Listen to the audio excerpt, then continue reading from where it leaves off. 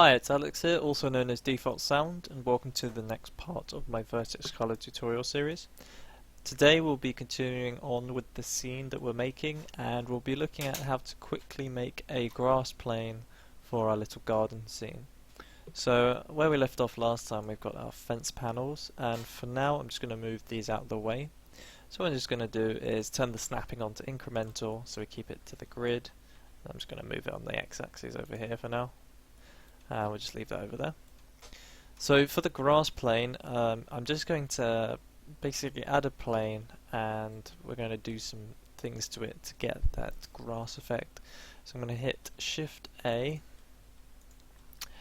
and I'm going to bring up our add menu, and I'm going to add a plane. This will give us a flat plane.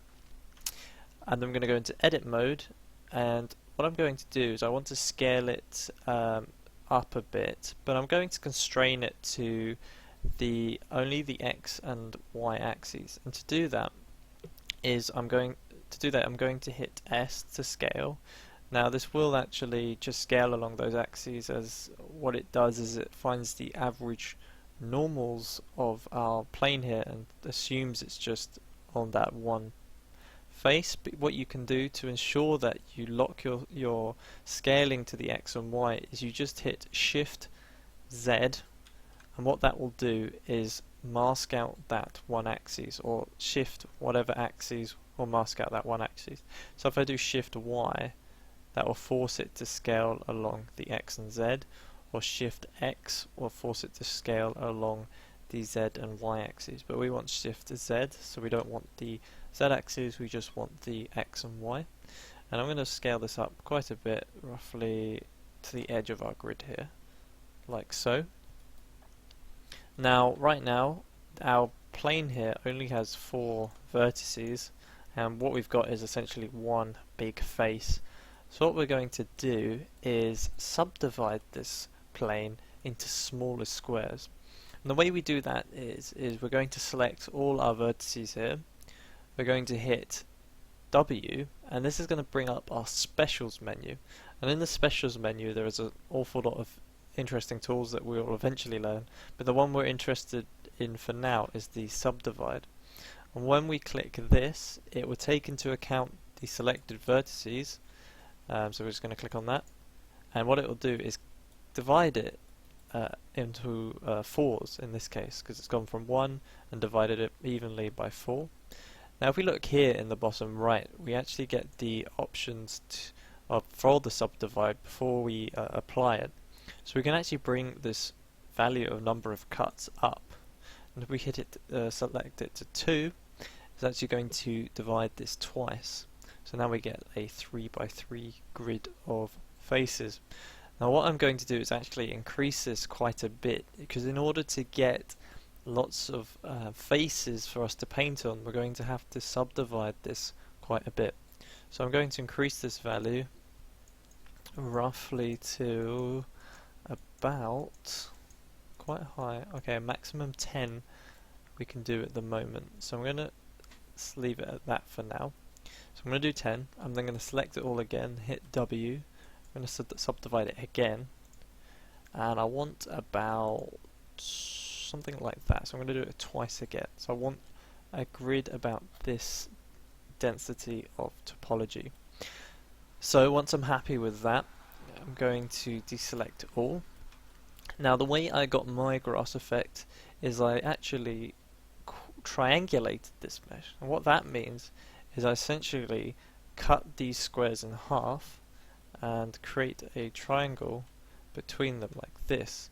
Now I'm not going to manually select each diagonal and add that extra edge in there. What I'm going to do is I'm going to hit A to select all, and I'm going to use Control T to triangulate our mesh here. And what this will do is Blender will insert those extra edges that technically all faces are triangles, but when we're editing we can use quads, but in this case we actually want to have access to those triangles. And I'm going to show you why in a second, why we're going to do that. So we've got our triangulated mesh here, and the reason why I've triangulated it is I'm going to want to basically paint within each triangle to give us the sort of grass effect that I'm aiming for. So what I'm going to do now is come into vertex paint mode. I'm going to then bring up our value here, give it a nice green color. I think I'm going to start off with a roughly mid-range green here. Hit Shift K, I'm going to fill that in. So at the moment it's just a solid green, and now I'm going to select some of those faces and bring in some highlight parts of the grass. I think that's a little bit too dark, so I'm just going to bring that up a bit. That's a bit better. So what I'm going to do is come into our face mask selection mode. In this case, I'm not going to manually select faces. We can actually tell Blender to randomly select faces, and in this case I just want to randomly select some of these faces here. So in our select menu here, we can come up here. Oh no. So in this case we're not able to select random from the mask mode. But if you know, if I select a face here and then come into edit mode, another way of masking faces, if we come into edit mode and then say select a couple of faces and then go back into vertex paint mode, those faces that we have selected in edit mode will be applied for the masking. So what we can do is we can go into edit mode. I'm going to deselect all the faces for now by hitting A, and then in our select menu, if we look up here, we have the option to randomly select. Well, it says vertices, but if we force it into face mode, we can tell Blender to randomly select faces. So I'm going to hit this select random, and what this will do is select a percentage of random faces. Now on the left here we do have the option to change the percentage of how many random faces we want selected. So I'm going to choose about that many for now. So I'm quite happy with that variety of, so about 10%. We can then go back into vertex paint mode, and now we have our masked faces here. And what I'm going to do is ever so slightly bring the value up a bit, and I'm going to fill that with Shift K. So we just go back into object mode. You can see now we've kind of got some variation on our ground here with this kind of triangulated effect, and that can kind of give you the effect of like a grassy field. I'm going to come back here and I'm going to again select random. Actually, I'm going to deselect first, select random, go back into vertex paint mode, and this time I'm going to bring it ever so slightly down, slightly darker. And then we've got some darker shades of green in there. And I think I'm going to do it one more time. Maybe bring the percentage up a little bit more. And this time I think I'm going to bring it up a little bit more here.